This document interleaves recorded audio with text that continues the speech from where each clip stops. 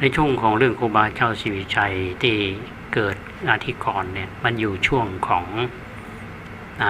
เปลี่ยนแปลงการปกครองท่านผู้ฟังจะเป็น2470ช่วงนี้75 76 77 78เนี่ย2577เนี่ยที่ทำขึ้นดอยสุเทพทำถนนขึ้นดอยสุเทพเนี่ยช่วงนั้นนะอยู่ช่วงของการเปลี่ยนแปลงทั้งฝ่ายบ้านเมืองและทางฝ่ายคณะสงฆ์เขาก็มีการออกกฎหมายมาทางจารีตประเพณีดั้งเดิมของครูบาอาจารย์ทางเมืองเหนือเขาเนี่ยเป็นก็ถือกันมาแล้วมีสิ่งหนึ่งนั่นที่ทางคณะสงฆ์เปิ้นบัญญัติก็เชิงบังคับเพื่อตัวเจ้าเขาเนี่ยได้เรียนหนังสือไทยเป็นว่านะคำว่าในหนังสือไทยนี่ก็คือจะต้องเรียนภาษาไทยเพราะเมื่อก่อนเนี่ยคนเข้าวัดไปเป็นขยมเนี่ยจะต้องเรียนถูกเมืองนั่นผู้ฟังอาตมายังเคยเข้าใหม่เนี่ยมันมีกระดานชนวน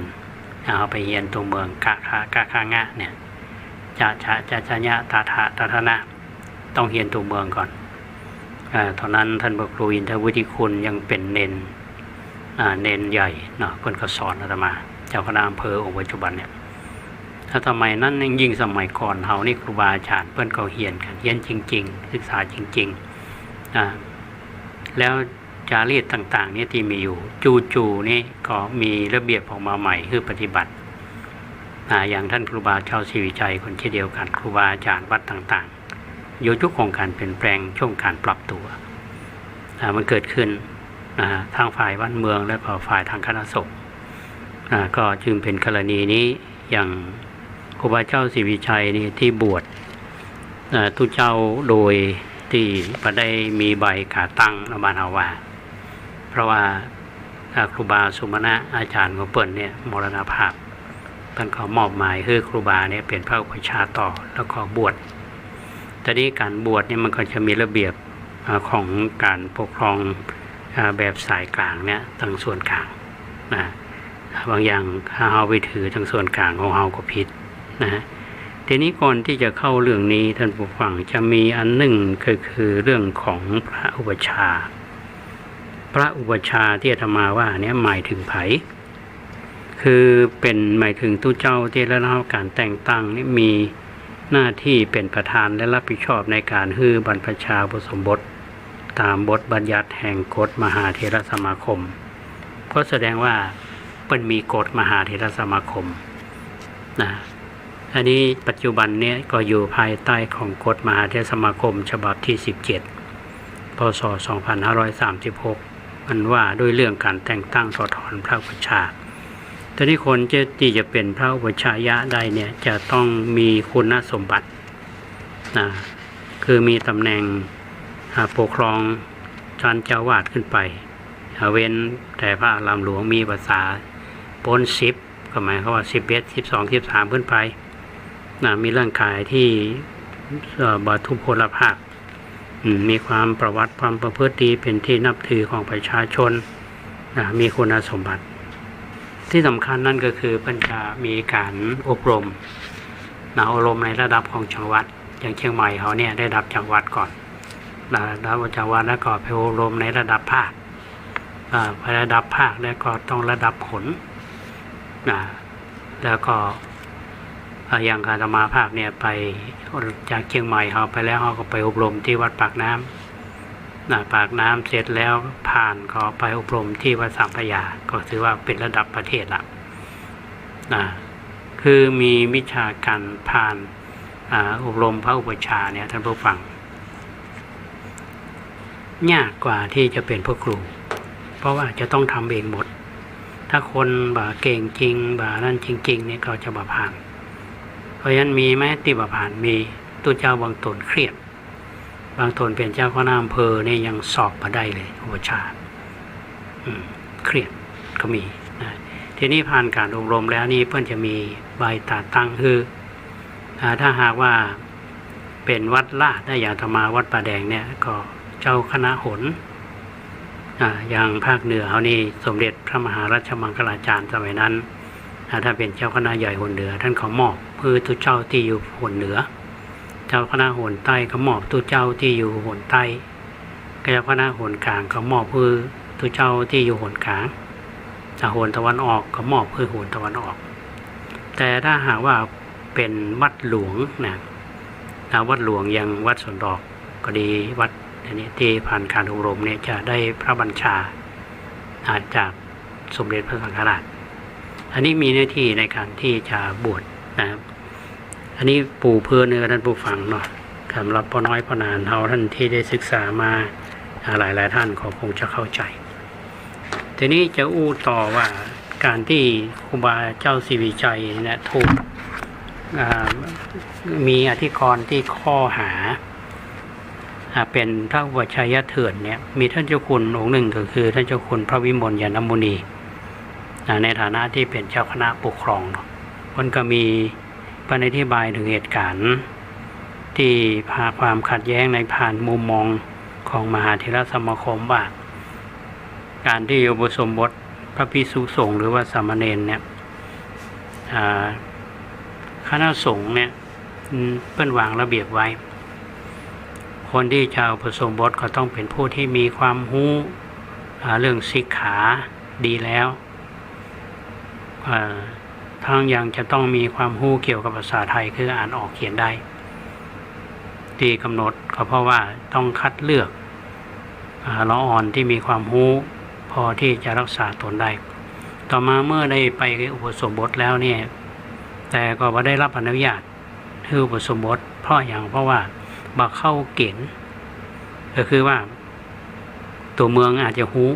แต่ตัวไทยนี่บ่ฮู้อ่านบ่ได้เขียนบ่ได้เนี่ยกับบ่ผ่านเนาะก็ปากันไปอุปสมบทกับครูบาเจ้าศรีวิชัยซึ่งท่านก็รับอุปสมบทอันนี้บ่มีเกณฑ์นะอุปสมบทแล้วก็ปล่อยคือปิกวัดไปอยู่วัดไผ่วัดมันถ้าท่านก็ไปก่อสร้าง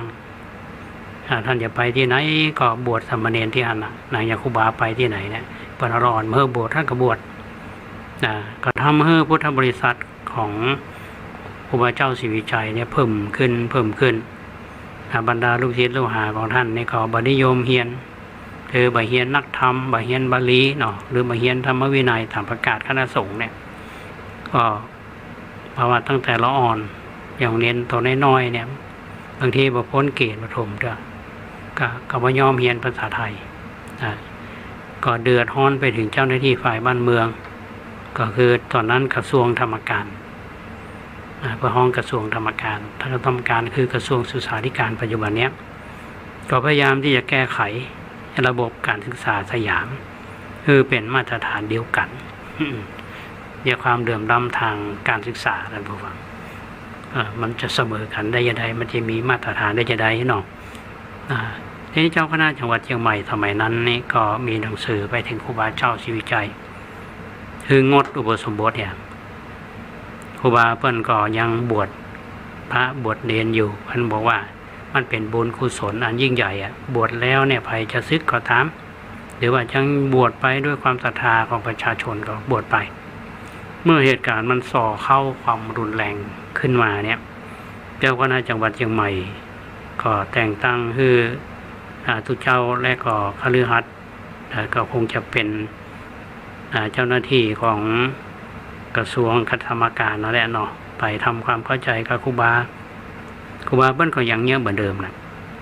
เจ้าคณะจังหวัดเชียงใหม่ก็บังคับให้ประเด็นที่ครูบานะได้บวชนะรู้สึกนะผลก็คือว่าประชาชนนี่มองเจ้าคณะจังหวัดเชียงใหม่ทำไมนั้นนะเชิงลบดินะมองครูบาเจ้าศรีวิชัยนี่คือเป็นเชิงบวกคือเป็นคุณก็เป็นเหตุที่ส่งในตอนนั้นนะก็นิยมลัทธิของครูบาก็พากันไปสมัครเป็นพรรคพวกของท่านอันนี้ท่านเจ้าคุณวิมลยานมุนีท่านได้อธิบายในเหตุการณ์ที่นี้จะฟังท่านผู้ฟังว่าจริงๆเจตนาของทางคณะสงฆ์เนี่ยก็คัดเลือกเอาบุคคลที่มีความรู้เนาะหมายความมีความรู้พื้นฐานอย่างอาตมาเนี่ยสมัยนั้นต้องไปสอบสามเณรสิกขาท่านผู้ฟังสอบสามเณรสิกขาก่อนที่เป็นว่าเนี่ยนะสอบผ่านแล้วถึงบวชได้ขโยมต้องไปสวดปัจจุบันนี้เป็นจะไดเนาะมาเอาไปอย่างนั้นว่าบวชพักแล้วดูร้อน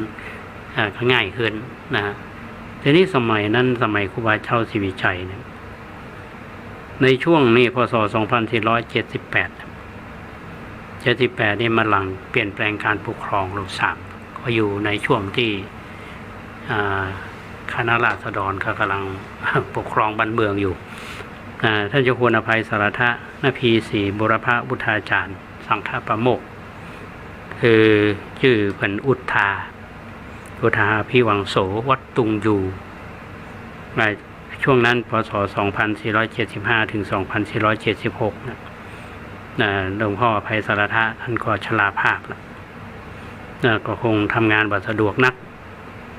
วัดตุงยูนี้อยู่ตรงกันข้ามกับวัดศรีเกิดท่านระวังเยื้องๆกับที่ว่าการ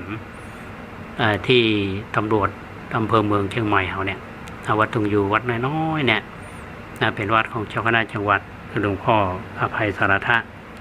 ทีนี้หน้าที่พระสงฆ์ที่ทำหน้าที่แทนท่านนั้นก็คือ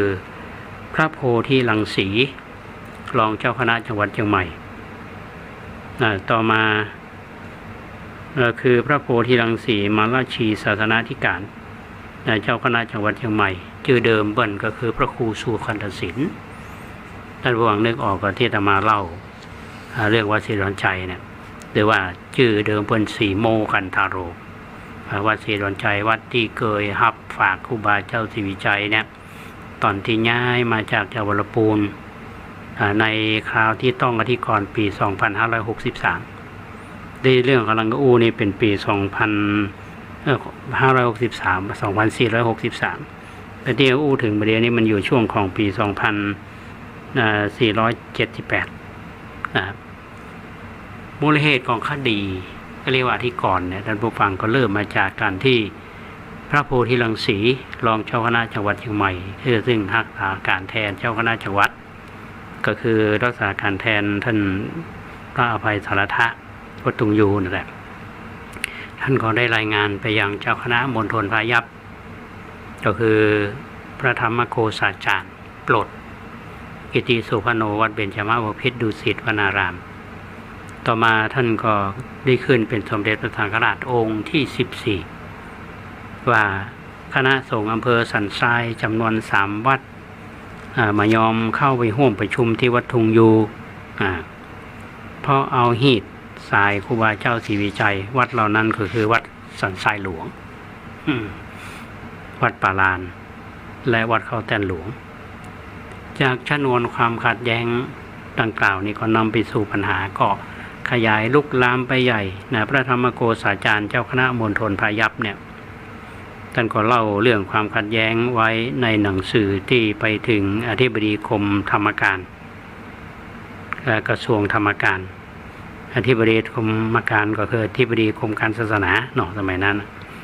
กระทรวงธรรมการคือกระทรวงศึกษาธิการปัจจุบันเนี้ยเลขที่98/2478ลงวันที่1สิงหาคม2474ว่าระหว่างนี้อิทธิพลของพระศรีวิชัยเนี่ยค่อนข้างแห่งกล้าผู้บรรพชาอุปสมบทก็เดินทางไปจังหวัดเชียงใหม่ไปบรรพชาอุปสมบทที่วัดพระสิงห์พ่องในสำนักของพระศรีวิชัยพ่อง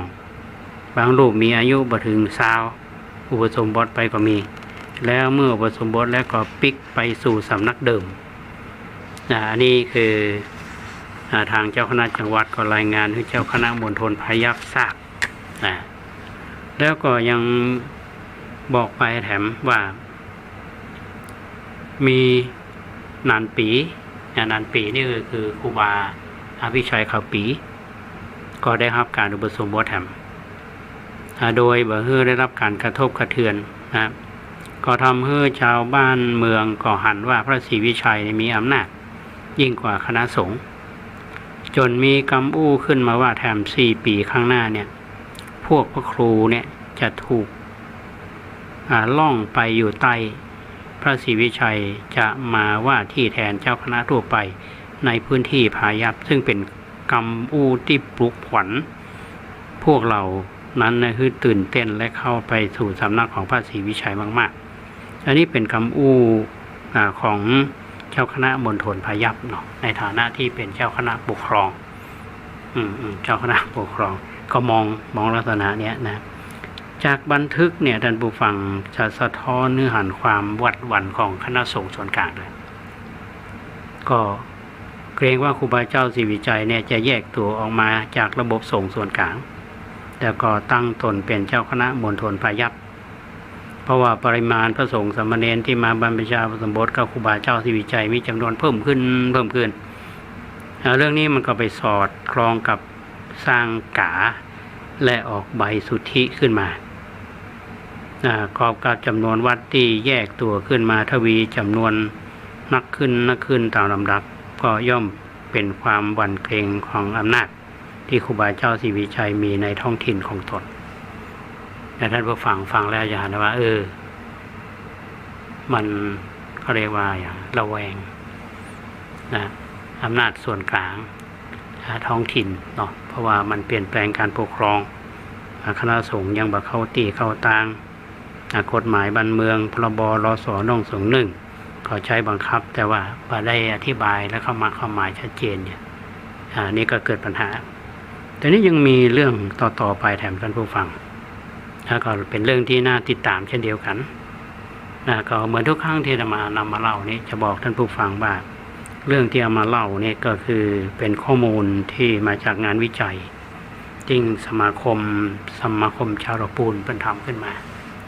อาตมาก็เอามาเล่าต่อก็อาจจะเพิ่มเติมบางประเด็นที่ท่านทั้งหลายได้ฟังกันก็ฟังต่อในโอกาสต่อไปเนาะในเวลาเหมาะสมอย่างวันพรุ่งนี้ก็เป็นวันอาทิตย์ก็คงได้ปะกันอยู่เนาะแล้วก็วันเสาร์หน้านี่เป็นวันที่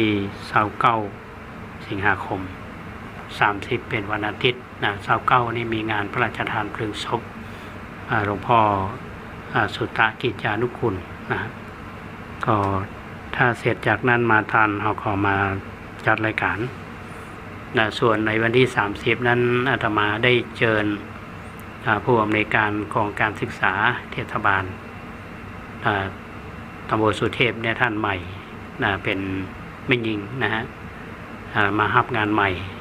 แล้วก็เชิญท่านมาร่วมรายการเพราะว่า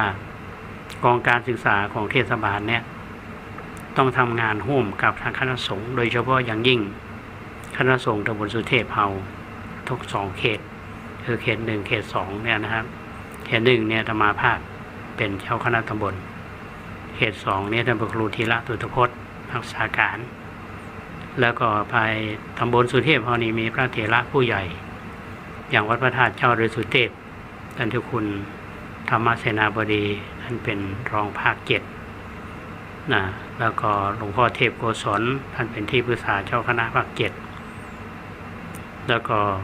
ท่านเจ้าคุณราชโมนีเจ้าคณะอำเภอเมืองก็อยู่ตำบลสุเทพเฮาท่านเจ้าคุณภาวนาธรรมาภิรัตน์วิปัสสนาท่านก็เป็นรองเจ้าคณะอำเภอเมืองเชียงใหม่ดูแลงานเผยแผ่อยู่นะเพราะฉะนั้นงานที่ทำเนี่ยคือจะต้องร่วมด้วยช่วยกันแต่ที่น่าชื่นใจก็คือว่าทางเทศบาลตำบลสุเทพเฮาเนี่ยตั้งแต่ท่านนายกการุณคล้ายคลึงมาตั้งแต่เป็นอบตขึ้นมาเป็นเทศบาลเนี่ยงานด้านศาสนาศิลปะวัฒนธรรมก็ได้รับความสนใจคือได้ให้ความสำคัญกับเรื่องนี้อย่างโครงการที่เราปฏิบัติกันมาอย่างต่อเนื่องก็คือโครงการธรรมสัญจรโครงการธรรมสัญจรนี่ทางเทศบาลเปิ้นขออุดหนุนปีนี้ก็มีวิกฤตเรื่องของโควิดนะครับตอนนี้ก็ซาไปละได้ฟังวิทยุประกาศเพราะว่าพรก.นี่ขยายตั้งแต่วันที่1 กันยาไปจนถึงวันที่30 กันยาแต่เราก็ต้องมีมาตรการในการป้องกันตามที่กระทรวงสาธารณสุขกันไว้อันนี้ฝ่ายสาธารณสุขและสิ่งแวดล้อมของเทศบาลก็ต้องดูแลคนที่จะมาร่วมงานเราเนี่ยนะครับต้องมีเจลต้องมีแมสแต่อย่างทุกวันนี้ก็ต้องใส่นะครับก็ประมาทมาได้กาดตกมาได้นะเพราะฝรั่งมันเข้ามาฝรั่งเป็นไทยเขานี่ก็ประมาทมาได้เหมือนกันเพราะฉะนั้นขอเชิญชวนบรรดาพี่น้องท่านสาธุชนทุกท่านร่วมกิจกรรม ในโครงการธรรมสัญจรซึ่งทางคณะสงฆ์ตำบลสุเทพหน่วยอบรมประชาชนประจำตำบลและก็เทศบาลตำบลสุเทพร่วมกันจัดขึ้นในปีนี้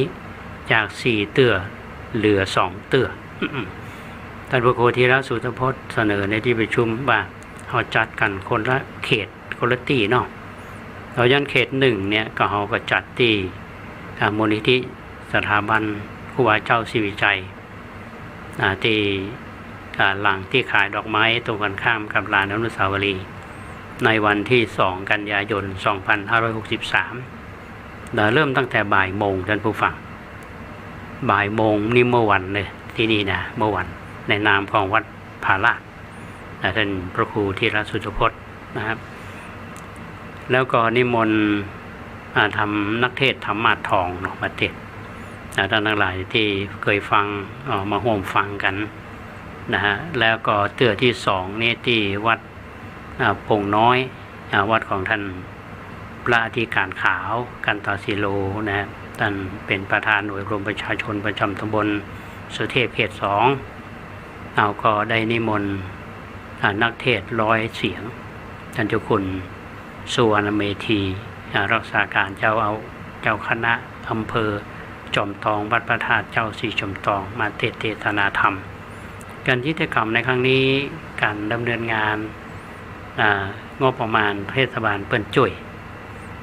วยมาเพื่อให้การขับเคลื่อนกิจกรรมที่มีประโยชน์ที่ให้ทางคณะสงฆ์เฮาร่วมกันกับทางเทศบาลกับทางพี่น้องในชุมชนทุกหมู่บ้านเนี่ยเข้าร่วมกิจกรรมร่วมกันเขาต้องขอความร่วมมือในที่ประชุมเฮาขอวัดทุกวัดเนี่ยนำพระภิกษุสงฆ์สามเณรคณะสัทธาไปร่วมกิจกรรมครั้งนี้เป็นกรณีพิเศษก็คือว่าเราจะเอาปัจจัยการเทศจากแต่ละหมู่บ้านแต่ละวัดเนี่ยนะไปสมทบในกองทุนคณะสงฆ์ตำบลสุเทพกองทุนคณะสงฆ์ตำบลสุเทพเนี่ยภายใต้บารมีของหลวงพ่อพระเทพโกศลตอนนั้นท่านเป็นเจ้าคณะจังหวัดท่านก็อ่านตัวตามที่หมู่เฮาเสนอแล้วขอไปตั้งตู้บริจาคที่ลานครูบาแต่วัดต่างๆก็ช่วยตอนนี้วัดต่างๆนี่คืนหมดละก็ได้เงินบริจาคจากกองทุนซึ่งกองทุนนี้เราก็ช่วยเหลือเป็นคล้ายเป็นสวัสดิการเหมือนเงินชาปนกิจของญาติโยมนั่นแหละตัวเจ้ามรณภาพทุกวัดเนี่ยจะต้องหอมกันในอำเภอเมืองเนี่ยวัดละ 1,000 บาทถ้าเป็นลูกวัดเป็นเน้นน้อยก็ดีเป็นทุเจ้าน้อยก็ดีมรณภาพเนี่ยขอวัดละ500 บาท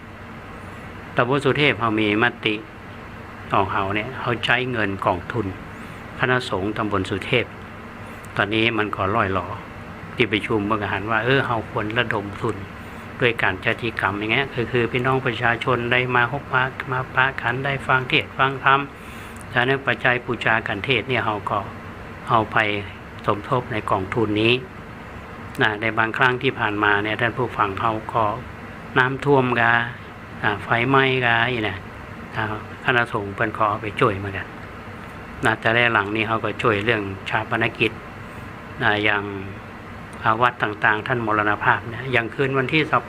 28สิงหาคมที่จะถึงนี้ที่คณะสงฆ์อำเภอเมืองเป็นเจ้าภาพเนี่ยแต่ละวัดนั้นก็หอมกันแล้วก็ปัจจัยทั้งหมดก็ถวายเพราะฉะนั้นปัจจัยส่วนหนึ่งที่ทางคณะสงฆ์ตำบลสุเทพของเราเนี่ยในทั้ง10 กว่าวัด13 วัดเนี่ยวัดแต่ละวัดเนี่ยไม่ได้ออกสตางค์แต่ว่าเอาเงินกองทุนนี้ออก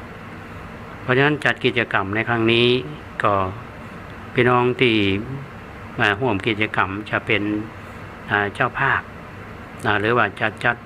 ต้นเงินเนาะไปต้นเงินบูชาปัจจัยการเทศเนี่ยแต่ด้วยกันขอทุกวัด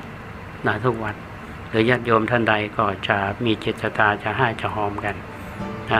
อันนี้ก็ขอท่านผู้ฟังได้ไปร่วมกันเนาะในวันที่2กันยายน2563เวลาบ่ายโมงเป็นต้นไปที่มูลนิธิครูบาเจ้าศรีวิชัยและวันที่25กันยายน2563เวลา6 โมงแมลงเป็นต้นไปที่วัดโป่งน้อยก็วันนี้ปะกันพอสมควรละปล่อยปะกันใหม่วันพรุ่งนี้ข ขอความสุขสวัสดีจงบังเกิดมีแก่ท่านผู้ฟังทุกท่านขอเจริญพรไม่ไปพันผูก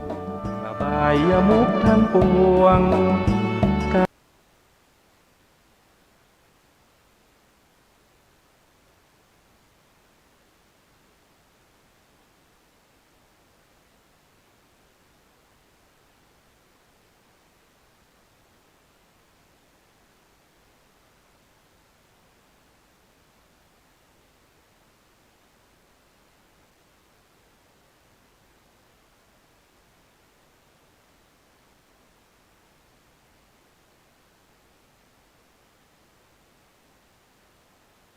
ในพื้นที่ลุ่มน้ำยมและลุ่มน้ำน่านทำให้เกิดน้ำล้นตลิ่งแม่น้ำยมบริเวณอำเภอเมืองจังหวัดแพร่และแม่น้ำน่านอำเภอเวียงสาจังหวัดน่าน